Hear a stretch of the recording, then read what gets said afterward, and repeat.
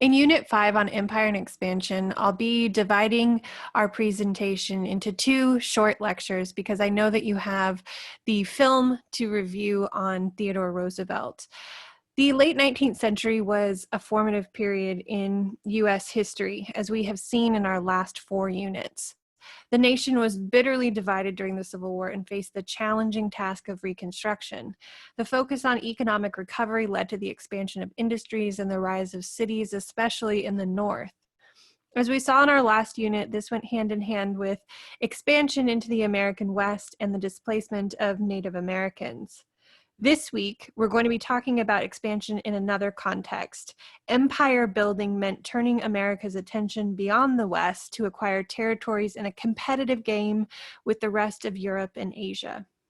For our lecture outline, I want to start by defining what new imperialism is and how it applied to United States history in the late 19th century. Next, I want to turn to motivations for creating this empire. And it was believed that there was not only financial gains that were to be made through the creation or access to new markets, but that this would also help relieve some problems at home and allow the United States to participate in a broader civilizing mission. I want to highlight the acquisition of Hawaii and explain how that started to change the US policy towards acquiring new territory that was not a part of the continental United States. And we'll end today by introducing the conflict in Cuba as a starting point for the Spanish-American War. And we'll pick up with that in the second half of our lectures for this unit. One of the things that I'd like you to pay attention to as we go through this presentation are the many political cartoons that I've included. This one here you can see is depicting US imperialism as the flag is being planted in many different territories. I want to begin by talking a little bit more about what imperialism is and why it mattered so much. Not just within the United States, but also around the world in the 19th century. Building empires was nothing new. This is something that can be traced back to ancient history. Empires from the Babylonians to the Persians to the Romans, the Spanish Empire, they all dominated other regions with the purpose of making their own territory stronger. But the ways in which empire building happened in the 19th century was something altogether different, both in terms of scale and scope. They actually coined the term imperialism at the time, and it shaped not only the countries that were in power, but also subject countries to the present day. Imperialism refers to the policies or ideas that extend the rule or authority of one country over another country or its peoples, usually through the use of military force. The reason for doing this would be to gain something either politically or economically. So now that we know what imperialism is, what was it that made it new? Old imperialism refers to imperial endeavors of mostly European powers who sought to gain new territory by claiming or colonizing different parts of the world. New imperialism refers to the ideas and processes that took place during the 19th century as Western Europe, the United States, Russia, and Japan all embarked on a mission to spread civilization and claim additional colonies for themselves. As European powers scrambled for Africa in the 1880s and the Russians and the British got involved in Asia, there was a rush to claim as much territory as possible so that nobody else would get it. While the United States was certainly growing as an industrial power in the late 19th century, as we have seen, it was by no means a major imperial power. In order to maintain an empire overseas, one of the things you had to have was a navy. The US Navy was in a sad state after the Civil War. Of the 125 ships, only about 25 were ever seaworthy, and we had a smaller navy than Denmark at this time, so that's saying something. President Arthur tried to turn this around in the 1880s by founding the Naval War College and making upgrades to naval programs, but nobody was really looking to the US in terms of its ability to facilitate diplomacy either. You'll recall that everyone thought William Seward was crazy for buying Alaska, and other efforts to participate in diplomatic negotiations were pretty big flops in terms of the ability to achieve the stated outcomes. Even as Africa was being divided among European powers at the Berlin Conference between 1884 and 1885, the US was hardly a major player there and didn't formally sign any of the agreements. There are a few reasons why the United States joined in this quest for empire in the 19th century. In terms of commercial interests, it was believed that there was money to be made through investments and, like I said, the creation or access to new markets. They wanted not only lands that could be valuable in terms of raw materials to fuel the second industrial revolution, but also for markets to sell their manufactured goods. By the late 19th century, some in the US were very interested in expanding beyond the North American continent because of the potential for trade and the fact that they wanted to sell this glut of manufactured goods that they didn't have a market for in their industrial cities or in the American West. Some also argue that these new markets would help alleviate problems within the United States. For people who were concerned about class conflict in industrial cities and those who feared that this had contributed to an economic depression, there was a sense that looking outside of the US would help redirect attention from problems at home by uniting everyone under patriotic symbolism of nationalism. There's a reason in this period that the United States started to encourage people to say the Pledge of Allegiance and celebrate Flag Day starting in the 1890s.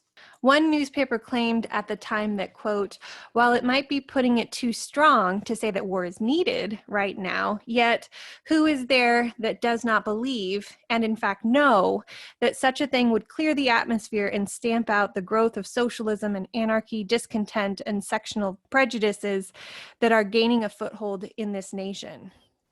There was also a belief that the United States could participate in a civilizing mission. Civilizing pagan peoples was something that the US shared with their European imperialist contemporaries because they believed that this could be used as justification for exploiting others. There was a desire among some to spread Christianity, which meant that the native peoples would not only accept the Christian religion, but also Western values, morals, and practices. Now I want to turn to Hawaii and its relationship to the United States, because this is when the US started to dabble with imperialism in the Pacific when it came to sugar interests on the islands of Hawaii. Numerous planters and investors were American and sought more favorable terms of trade with Hawaii through treaties with the independent kingdom. In 1875, for example, sugar from Hawaii was allowed to enter the US duty-free, and in 1887, the US negotiated its rights to a naval base at Pearl Harbor. These sugar plantations drew over 300,000 people from China, Japan, Korea, and the Philippines who were looking for work between the 1850s and 1920s.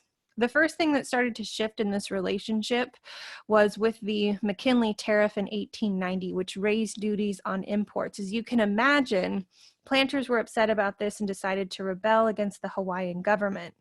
Queen Liliuokalani, whose dates are 1838 to 1917, was the first female sovereign of Hawaii and had taken the throne in 1891 upon the death of her brother.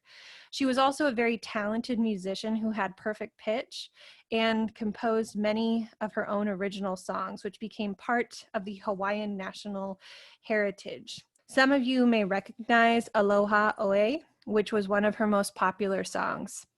She cared deeply about the welfare of her people and helped establish the first hospital in Hawaii. In addition, she founded a bank for women and worked tirelessly to promote the rights of Native Hawaiian peoples. Part of this effort meant reversing what was known as the Bayonet Constitution. This constitution restricted the rights of her people, and her efforts to dismantle this led the planters and businessmen with ties to the United States to react in 1893. They sent in Marines with a cannon and machine guns to take over the Kingdom of Hawaii and establish a provisional government that was made up entirely of white businessmen. The Queen did not take this as a time to quit, but rather traveled to the US to meet with the president and members of Congress. Mind you, this would not have been a normal occurrence for any woman of color in the 1890s. President Harrison tried to get the Treaty of Annexation through the Senate just as he was leaving office, but Cleveland was much more skeptical. He called for an official investigation into the overthrow and found that the majority of the Hawaiian people did not support it. Thousands had even signed a petition, and this report determined that the overthrow was illegal, so he withdrew plans to annex the territory. Cleveland said that it would violate America's honor and morality, and that the U.S. was not in the practice of gaining territory outside of the North American continent. However, in his conversations with Queen Liliuokalani, she made it known that the punishment for taking land was death, and that she was not committed to pardoning those who were responsible for the coup. This prompted a second Senate investigation in which, surprise, surprise, they found everyone except for the Queen not guilty. There was a small rebellion to try to restore her to the throne, but this was put down and the conspirators and the Queen were arrested. In order to save the lives of these participants, she had to sign a document announcing her abdication in 1895 and was placed under house arrest within the palace. She wrote of this experience a few years later that, quote, "For myself, I would have chosen death rather than to have signed it. But it was represented to me that by signing this paper, all the persons who had been arrested, all my people now in trouble by reason of their love and loyalty towards me, would be immediately released. Think of my position, sick, a lone woman, in prison, scarcely knowing who was my friend or who would listen to my words only to betray me, without legal advice or friendly counsel, and the stream of blood ready to flow, unless it was stayed by my pen." After she was released from house arrest several months after, she spent a lot of time in Washington. She even unsuccessfully tried to sue the United States to return the Crown lands. Sanford B. Dole, of the family that established the Dole Fruit Company, was set up as the president of the provisional government, and they continued to limit the voting rights of Hawaiians so that the sugar interests would not be hindered.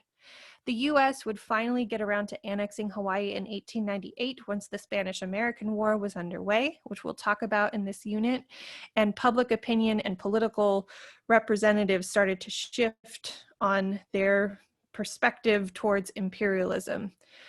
The fear here was that the US was getting itself involved in other imperialistic endeavors, and Japan might swoop in and try to grab Hawaii. In 1993, President Clinton signed a resolution that formally apologized for the overthrow of the Kingdom of Hawaii and acknowledged the participation of agents and citizens of the United States. While sugar interests and a desire to maintain a base at Pearl Harbor drove imperialist actions in Hawaii, there would be a whole host of other factors that contributed to the Spanish-American War. And we'll talk a little bit about this in our lecture today, and we'll continue with this theme in the second lecture for Unit 5. This was a war fought between April and August 1898 between the United States and Spain, as the latter fought to hold on to the last bit of their colonial empire. While this conflict is largely simplified to be a war about Cuban independence, our discussion will complicate that narrative a bit because there was a lot more at stake for the United States than simply ensuring that the Cuban people were freed from their colonial oppressors. One of the things about new imperialism is that for many countries, including the United States, this was a means to mask other motives for spreading one's control to new territories by arguing that this was being done solely to help others. The crisis in Cuba was one factor in the Spanish-American War. In the 1890s, Cubans were suffering under Spanish rule, and rebels launched a revolution in 1895 against the Spanish government. This was a guerrilla war, and Spain appointed the commander Valeriano Weyler to put down the revolution. The Spanish refused to acknowledge the Cubans' calls for greater freedom, which they had asserted had been granted to other parts of the former Spanish Empire. What they were asking for was the ability to govern themselves. Dubbed the Butcher Weyler by the American press, the commander pursued a policy of reconcentration by forcing civilians into guarded camps in the countryside. It was estimated that 200,000 people died from starvation, exposure, or disease in these conditions. While this was truly awful, it's also important to note that other colonial powers were behaving just as badly elsewhere in the world, but that the United States did not get involved in those conflicts. Yellow journalists, or the yellow press, referred to the sensational newspapers of the day. Folks like William Randolph Hearst, whose New York Journal, or Joseph Pulitzer's The New York World, were eager to report on the atrocities in Cuba in order to sell papers. And that's what these political cartoons are suggesting. Sometimes they even made stuff up just to fire up the American public, and this fueled a fierce sense of patriotism or jingoism, which contributed to hatred towards Spain and a desire to intervene with the military. They actually got the name yellow from the color of the paper that Hearst printed parts of his paper on. Over time, as people read these sensational headlines in the US, they gradually came to sympathize with the Cubans. And what you see here depicted in this cartoon is literally Hearst and Pulitzer building a tower, right, that's encouraging people to go to war. When fighting broke out in Cuba, Cleveland was president at the time, and he was not very eager to get America involved in any kind of conflict. In fact, he admitted that his priority was American interests, and in his words, quote, "by no means of a wholly sentimental or philanthropic character." What he meant by this was that the conflict in Cuba was impacting the US economy because trade and sugar interests were being disrupted by the destruction of property there. He was also concerned that if Spain didn't get the situation under control, then it would be likely that other European powers would come to this area, and this would complicate US interests in the Caribbean. Like Cleveland, who was willing to wait it out in the hopes that Spain would fix this problem, McKinley was also cautious and motivated to protect US interests. While some historians have argued that he was more easily persuaded by jingoism and public outcry, McKinley was an astute politician who thought things through and weighed his options very carefully. The US became involved in 1897 when an American diplomat told the Spanish to get this sorted out or the US would have to become involved. Spain's conservative government was replaced by a more liberal one that was willing to offer Cuba self-rule, but not complete independence. Spanish loyalists were furious about this deal, but the rebels thought that they had the upper hand and continued to press for a complete break from the colonial power. Wanting to put further pressure on McKinley, Hearst published a private letter from the Spanish minister in Washington, which called the president weak and a bidder for the admiration of the crowd. McKinley had agreed to send the USS Maine to Havana as a warning to the Spanish, but something went terribly wrong. The ship blew up in the harbor and killed 260 sailors.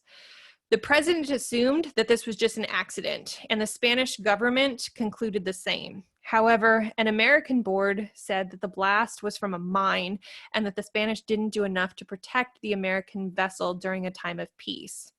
On a side note, a 1976 investigation by the Navy found that the ship's design was at fault because it was prone to spontaneous fires.